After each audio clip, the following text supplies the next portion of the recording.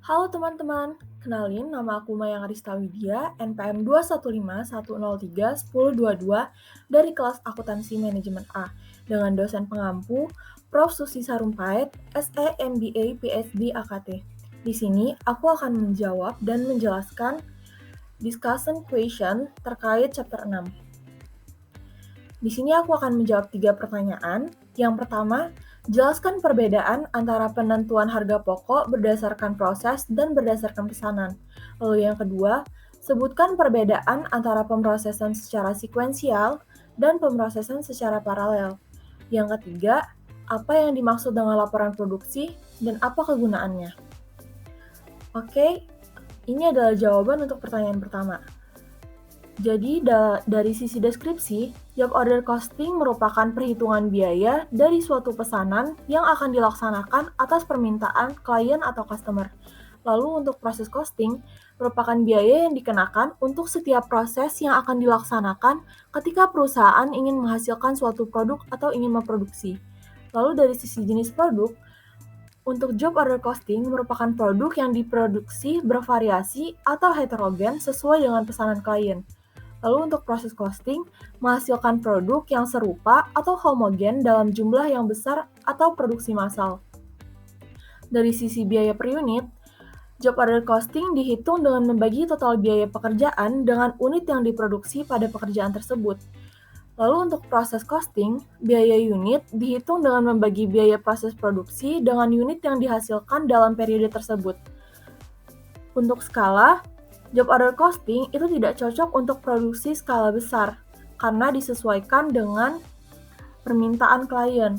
Lalu untuk proses costing, cocok untuk produksi skala besar karena produknya yang serupa atau homogen.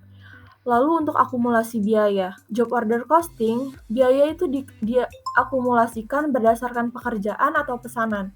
Sementara untuk proses costing, biaya diakumulasikan berdasarkan proses atau departemen untuk jangka waktu tertentu.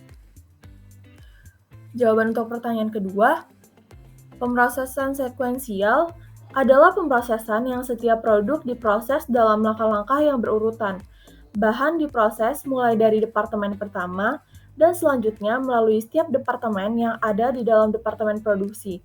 Dan kemungkinan terdapat penambahan bahan langsung dan bahan pendukung di departemen berikutnya setelah melewati departemen pertama. Setelah melewati departemen terakhir, barang-barang jadi kemudian akan dipindahkan ke gudang.